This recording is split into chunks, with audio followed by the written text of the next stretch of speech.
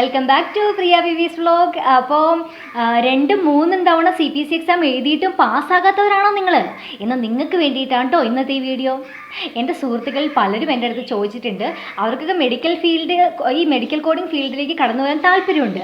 എന്നാലും പല ആൾക്കാരും പറഞ്ഞിട്ടുണ്ട് ഈ CPC എക്സാം എന്ന് പറയുന്നത് വളരെ ടഫസ്റ്റ് ആയിട്ടുള്ളൊരു എക്സാമാണ്, 2, 3, 4 പ്രാവശ്യം എഴുതിയിട്ട് ഇവർക്കൊന്നും അത് ക്ലിയർ ചെയ്യാൻ സാധിച്ചിട്ടില്ല എന്ന്. അപ്പോൾ ഈ CPC എക്സാമിനെ പേടിച്ചിട്ട് മെഡിക്കൽ കോഡിംഗ് ഫീൽഡിലേക്ക് കടന്നു വരാത്ത ഒരുപാട് ആൾക്കാർ എനിക്കറിയാം. അപ്പോൾ അവർക്കെല്ലാവർക്കും യൂസ്ഫുൾ ആവുമെന്ന് വിചാരിച്ചിട്ടാണ് കേട്ടോ ഈ വീഡിയോ ഇടുന്നത്. അതിനു മുമ്പ് ഒരു കാര്യം പറയട്ടെ, നമ്മൾ മെഡിക്കൽ കോഡിംഗ് കോഴ്സിനെ പറ്റി ഒരു വീഡിയോ ചെയ്തിട്ടുണ്ടല്ലോ, ആ വീഡിയോ നിങ്ങളെല്ലാവരും കണ്ടെന്ന് ഞാൻ വിചാരിക്കുന്നു. അപ്പോൾ ഇനി കാണാത്തവരൊക്കെ ഉണ്ടെങ്കിൽ ഡിസ്ക്രിപ്ഷൻ ബോക്സിൽ അതിൻ്റെ ലിങ്ക് കൊടുക്കുന്നതാണ്, അപ്പോൾ ജസ്റ്റ് പോയി കണ്ടിട്ട് വരൂ കേട്ടോ.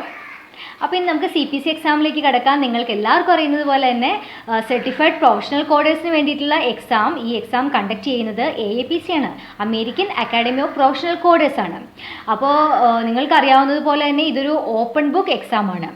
അപ്പോൾ AAPC കണ്ടക്ട് ചെയ്യുന്നതായതുകൊണ്ട് തന്നെ അവരുടേതായ ഒരു സ്റ്റാൻഡേർഡ് മെയിൻറ്റെയിൻ ചെയ്തിട്ട് തന്നെയാണ് അവർ ഈ എക്സാം കണ്ടക്ട് ചെയ്യുന്നത്. അവരുടെ ഒരു ലെവൽ അവർ കീപ്പ് ചെയ്തിട്ടുണ്ട് ഈ എക്സാം കണ്ടക്ട് ചെയ്യുമ്പോൾ. അപ്പോൾ നമുക്ക് ഒറ്റ ചാൻസിൽ ഫസ്റ്റ് അറ്റംപ്റ്റിൽ തന്നെ ഈ CPC എക്സാം എങ്ങനെ പാസ്സാവാം, അതിന് വേണ്ടിയിട്ടുള്ള യൂസ്ഫുൾ ആയിട്ടുള്ള കുറച്ച് ടിപ്സ് നമുക്ക് നോക്കാം. ഒന്നാമതായിട്ട് ഗൈഡ് ലൈൻസ് ആണ്. അപ്പോൾ നമ്മൾ ഈ CPC എക്സാമിന് അറ്റൻഡ് ചെയ്യുന്നതിനേക്കാൾ മുമ്പായിട്ട് എല്ലാ ഗൈഡ് ലൈൻസും നമ്മൾ തറവായിരിക്കണം. You should be thorough with the guidelines. Okay, പിന്നെ വരുന്ന കാര്യം എന്താണെന്ന് വെച്ചാൽ പ്രാക്ടീസാണ്. രണ്ടാമത്തെ കാര്യം പ്രാക്ടീസാണ്. പ്രാക്ടീസ്. എത്രമാത്രം നിങ്ങൾക്ക് പ്രാക്ടീസ് ചെയ്യാൻ സാധിക്കുന്നുമോ അത്രയും വിജയസാധ്യത കൂടിക്കൊണ്ടിരിക്കുകയാണ്. കാരണം എന്താണെന്ന് വെച്ചാൽ നിങ്ങൾ എന്താ ചെയ്യേണ്ടതെന്ന് വെച്ചാൽ ഓൾഡ് ക്വസ്റ്റ്യൻ പേപ്പേഴ്സ് ഇല്ലേ, ഈ ഓൾഡ് ക്വസ്റ്റ്യൻ പേപ്പേഴ്സ് എല്ലാം എടുത്ത് ആൻസർ ചെയ്യാൻ ശ്രമിക്കുക. അങ്ങനെ ഓൾഡ് ക്വസ്റ്റ്യൻ പേപ്പേഴ്സ് എടുത്ത് ആൻസർ ചെയ്യാൻ ശ്രമിക്കുമ്പോൾ നമുക്ക് ആ കോഡുകളും ക്വസ്റ്റ്യൻസുകളും അതെല്ലാം നമ്മളൊരു ഫെമിലിയർ ആവും. ഈ കോഡുകൾ ഫെമിലിയർ ആകുമ്പോൾ നമുക്ക് വേഗത്തിൽ കോഡ് എടുക്കാൻ സാധിക്കുന്നു അല്ലേ. നമുക്ക് പെട്ടെന്നൊക്കെ കോഡ് എടുക്കാം. അതിൻ്റെ സ്പീഡ് ഇൻക്രീസ് ആവും ഗ്രാജുവലി. അപ്പോൾ നമുക്ക് വേഗത്തിൽ കോഡ് എടുക്കാൻ സാധിക്കും, നമുക്ക് പെട്ടെന്ന് തന്നെ ആൻസർ ചെയ്യാൻ സാധിക്കും. അതുകൊണ്ട് തന്നെ പ്രാക്ടീസ് ചെയ്യുക. CPC എക്സാം അറ്റൻഡ് ചെയ്യുന്നതിന് മുമ്പായി, മെയിൻ എക്സാം അറ്റൻഡ് ചെയ്യുന്നതിന് മുമ്പായിട്ട് അറ്റ്ലീസ്റ്റ് എനിക്ക് തോന്നുന്നു പല ആൾക്കാരും പല സെൻറ്റേഴ്സിലും ഒരു 10-14 മോക്ക് ടെസ്റ്റ് കഴിഞ്ഞിട്ടായിരിക്കാം ഈ CPC എക്സാം ഈ കുട്ടികൾ അറ്റൻഡ് ചെയ്യുന്നത്. ഞാൻ ഒരു 14 എനിക്ക് തോന്നുന്നു 14 മോക്ക് ടെസ്റ്റ് കഴിഞ്ഞിട്ടാണ് അറ്റൻഡ് ചെയ്തതെന്ന്. അപ്പോൾ നമ്മൾ ഈ മെഡിക്കൽ കോഡിംഗ് കോഴ്സ് 3 മാസം പഠിച്ചതിന് ശേഷം 1.5 മാസം നമ്മൾ ഈ CPC എക്സാമിന് വേണ്ടിയിട്ടുള്ള ട്രെയിനിങ് നമുക്ക് തരും. വളരെ എഫിഷ്യൻ്റ് ആയിട്ടുള്ള AAPC അപ്രൂവ്ഡ് ആയിട്ടുള്ള സെൻറ്റേഴ്സ് അവരുടെ അടുത്ത് പോയി വളരെ എഫിഷ്യൻ്റ് ആയിട്ടുള്ള ഒരു ട്രെയിനിങ് കിട്ടി, വളരെ എഫിഷ്യൻറ്റ് ട്രെയിനേഴ്സിൽ നിന്ന് ട്രെയിനിങ് കിട്ടിയതിന് ശേഷം അത്രമാത്രം സീരിയസ്നെസ്സോട് കൂടി പഠിച്ച് പ്രാക്ടീസ് ചെയ്താൽ മാത്രമേ നിങ്ങൾക്ക് വിജയസാധ്യത കൂടുള്ളൂ. ഫസ്റ്റ് അറ്റംപ്റ്റിൽ തന്നെ ഈ എക്സാം പാസ്സാവാൻ പറ്റുള്ളൂ.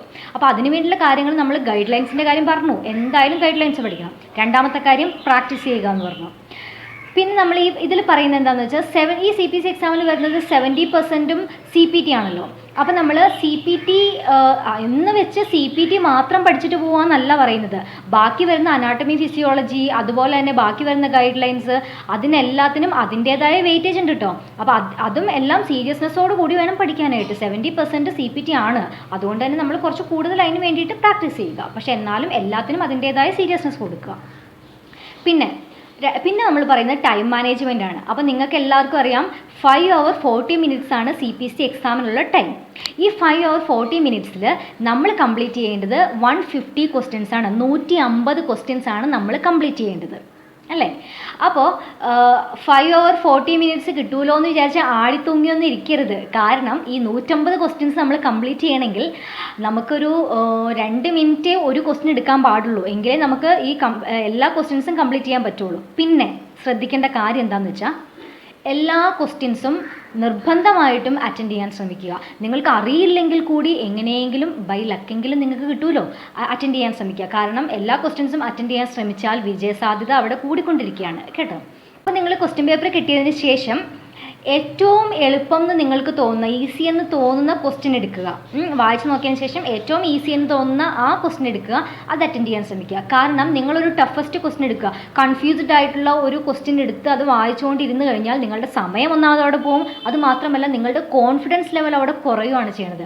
കാരണം ആ ക്വസ്റ്റ്യൻ വായിക്കുമ്പോൾ നിങ്ങൾ വിചാരിക്കും, അയ്യോ എനിക്കിനി ആൻസർ ചെയ്യാൻ പറ്റുമോ, ഇനി 150 ക്വസ്റ്റ്യൻസ് ഉണ്ട്, എനിക്കത് ആൻസർ ചെയ്യാൻ പറ്റുമോ. നിങ്ങളുടെ കോൺഫിഡൻസ് ലെവൽ അവിടെ കുറയുകയാണ്.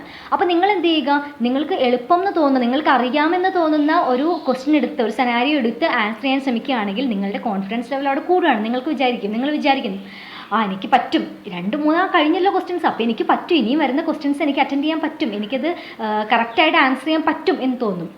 പിന്നെ ഇതൊരു മൾട്ടിപ്പിൾ ചോയ്സ് ആയതുകൊണ്ട് തന്നെ ഇതിൻ്റെ ആൻസേഴ്സ് ആകപ്പാടെ എല്ലാം ഒരേപോലെ ഇരിക്കും അല്ലേ. അപ്പോൾ ഈ ഒരേപോലെ ഇരിക്കുമ്പോൾ തന്നെ നമ്മൾ ആകപ്പാടെ കൺഫ്യൂസ്ഡ് ആവും. ഇതിലേത്, അതാണോ കറക്റ്റ്, ഇതാണോ കറക്റ്റ്, ആകപ്പാടെ കൺഫ്യൂസ്ഡ്. നമ്മൾ അത്രയും ശ്രദ്ധിച്ച് ഏറ്റവും കറക്റ്റായിട്ടുള്ള ആൻസർ സെലക്ട് ചെയ്യുക. അപ്പോൾ ഇത്രയാണ് പറയാനുള്ളത്.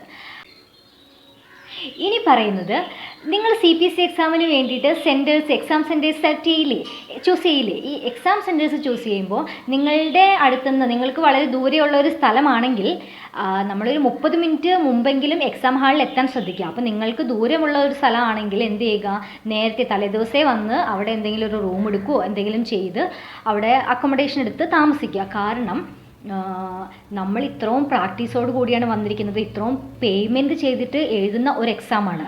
നിസ്സാര പേയ്മെൻ്റ് ഒന്നും അല്ല, ഇത്രയും പേയ്മെൻറ്റ് ചെയ്തിട്ട് എഴുതുന്ന ഒരു എക്സാമാണ്. അപ്പോൾ നിങ്ങൾക്കറിയാലോ, ഈ ഒരു പേയ്മെൻറ്റിൽ നമുക്ക് 2 ചാൻസാണുള്ളത്. നമുക്കൊരു ഫസ്റ്റ് ചാൻസ് കിട്ടും. ഫസ്റ്റ് ചാൻസിൽ നമുക്ക് ക്ലിയർ ചെയ്യാൻ സാധിച്ചില്ലെങ്കിൽ you will get a second chance which will be free chance. ഈ 2 ചാൻസിൽ നിങ്ങൾക്ക് കിട്ടിയില്ലെങ്കിൽ again you have to pay, എന്നിട്ട് വേണം നിങ്ങൾ എക്സാം അറ്റൻഡ് ചെയ്യാനായിട്ട്. അതുകൊണ്ട് ഇത്രയും പേ ചെയ്യുന്ന ഒരു എക്സാം ആയതുകൊണ്ട് തന്നെ അതിൻ്റേതായ സീരിയസ്നെസ്സോട് കൂടി തന്നെ നമ്മൾ എക്സാം അറ്റൻഡ് ചെയ്യുക. തലേദിവസം വന്ന് താമസിക്കുക, ദൂരമുള്ള സ്ഥലമാണെങ്കിൽ. എന്നിട്ട് രാത്രി നല്ല രീതിയിൽ ഉറങ്ങുക. ഒരു 7-8 മണിക്കൂർ നന്നായി ഉറങ്ങി ബ്രേക്ക്ഫാസ്റ്റൊക്കെ കഴിച്ച് എന്നിട്ട് വേണം എക്സാം എഴുതാൻ. കാരണം നമുക്കറിയാം 5 മണിക്കൂർ 40 മിനിറ്റ് എന്ന് പറയുമ്പോൾ നമ്മൾക്ക് അവിടെ ഭക്ഷണം കഴിക്കാനുള്ള ഒരു സാധ്യതകളും ഒക്കെ നമുക്കറിയാമല്ലോ. ഒന്ന് ചിന്തിച്ച് നോക്കുക. അപ്പോൾ അത് വെച്ചിട്ട് നല്ല രീതിയിൽ ഭക്ഷണമൊക്കെ കഴിച്ചിട്ട് വേണം എല്ലാവരും വരാൻ വേണ്ടിയിട്ട്. പിന്നെ ഒരു 2-3 HP പെൻസിൽ നിങ്ങൾ കയ്യിൽ കരുതുക. ഇറേസറും അതുപോലെ തന്നെ ഷാർപ്നറൊക്കെ കയ്യിൽ കരുതുക. പിന്നെ നമുക്ക് ഭക്ഷണം കഴിക്കാൻ പറ്റാത്തതുകൊണ്ട് തന്നെ നമ്മുടെ ഷുഗർ ലെവൽ ചിലപ്പോൾ താഴ്ന്നു പോകാനുള്ള ചാൻസ് ഉണ്ട് പലർക്കും. ചിലർ കറക്റ്റ് ടൈമിൽ ഭക്ഷണം കഴിക്കുന്നവരാണെങ്കിൽ. അപ്പം അങ്ങനെയൊക്കെ ഉണ്ടെങ്കിൽ ഒരു ചെറിയ ചോക്ലേറ്റൊക്കെ കയ്യിൽ കരുതിക്കോ. എനിക്ക് തോന്നും എനിക്കൊക്കെ കിട്ടിയിരുന്നു, അവിടെ നിന്ന് കിട്ടിയിട്ടുണ്ടായിരുന്നു എക്സാം സെൻറ്ററിൽ നിന്ന് തന്നെ. അപ്പോൾ അവർ പ്രൊവൈഡ് ചെയ്യുന്നതാണ് എനിക്ക് തോന്നുന്നത്. അല്ലെങ്കിൽ തന്നെ നമ്മുടെ ഭാഗത്ത് നിന്ന് നമ്മൾ ജസ്റ്റ് കരുതുക. അപ്പോൾ ഇത്രയൊക്കെയാണ് അതിനുള്ള ചെറിയ ടിപ്സാണ്. അപ്പോൾ ഒന്നാമത്തെ കാര്യം പറഞ്ഞു, എന്തായാലും ഗൈഡ് ലൈൻസ് പഠിച്ചിരിക്കണം. രണ്ടാമത്തെ കാര്യം പ്രാക്ടീസാണ്. എത്രയധികം ക്വസ്റ്റ്യൻ പേപ്പേഴ്സ് നിങ്ങൾക്ക് ഓൾഡ് ക്വസ്റ്റ്യൻ പേപ്പേഴ്സ് ആൻസർ ചെയ്യാൻ സാധിക്കുന്നുവോ അത്രയും നിങ്ങൾ കോഡ്സുമായിട്ട് ഫെമിലിയർ ആവുകയാണ്, പെട്ടെന്ന് കോഡ് എടുക്കാൻ സാധിക്കും. മൂന്നാമതായി പറയുന്നത് time management. Time management is the most important thing. Okay, കാരണം ഈ 150 ക്വസ്റ്റ്യൻസ് 5 hour 40 minutes നമുക്ക് കംപ്ലീറ്റ് ചെയ്യാൻ സാധിച്ചിരിക്കണം. ഓക്കെ, അപ്പോൾ ഇത്രയൊക്കെ ഉള്ളൂ. ഇത്രയൊക്കെ ശ്രദ്ധിക്കുവാണെങ്കിൽ അതിൻ്റേതായ സീരിയസ്നെസ്സോടു കൂടി ഈ എക്സാമിനെ സമീപിക്കുവാണെങ്കിൽ ഉറപ്പായിട്ടും നിങ്ങൾക്ക് CPC ഫസ്റ്റ് അറ്റംപ്റ്റിൽ തന്നെ അടിച്ചെടുക്കാൻ പറ്റും. എന്നിട്ടോ നല്ലൊരു സർട്ടിഫൈഡ് മെഡിക്കൽ കോഡറായി അടിപൊളി ജോലി കിട്ടുകയും ചെയ്യും. അപ്പോൾ CPC എക്സാമിന് വേണ്ടി പ്രിപ്പയർ ചെയ്യുന്നവരും അതുപോലെ തന്നെ മെഡിക്കൽ കോഡിംഗ് ഫീൽഡിലേക്ക് കടന്നു വരാനിരിക്കുന്നവരും എല്ലാവർക്കും എൻ്റെ ഒരു best wishes for the CPC exam. Okay, ധൈര്യമായിട്ട് മെഡിക്കൽ കോഡിംഗ് ഫീൽഡിലേക്ക് കടന്നു വന്നോളൂ. CPC എക്സാം നിങ്ങൾക്ക് ഫസ്റ്റ് അറ്റംപ്റ്റിൽ തന്നെ അടിച്ചെടുക്കാൻ പറ്റും. അപ്പോൾ ഇത്രയേ ഉള്ളൂ. ഈ വീഡിയോ നിങ്ങൾക്ക് ഇഷ്ടമായെങ്കിൽ ലൈക്ക് ചെയ്യുക, ഷെയർ ചെയ്യുക, പിന്നെ സബ്സ്ക്രൈബ് ചെയ്യുക. പിന്നെ സൈഡിലുള്ള ബെൽ ബട്ടൺ ഇല്ലേ, നേരത്തെ പറഞ്ഞ പോലെ തന്നെ അവൻ ജസ്റ്റ് എനേബിൾ ചെയ്യുക. നമ്മുടെ പുതിയ വീഡിയോസിൻ്റെ നോട്ടിഫിക്കേഷൻസ് ഒക്കെ എത്രയും വേഗം നിങ്ങളുടെ കയ്യിൽ എത്തുന്നതാണ് കേട്ടോ. അപ്പോൾ ഞങ്ങളുടെ ഈ ചാനലൊന്ന് സപ്പോർട്ട് ചെയ്യുക. Bye bye.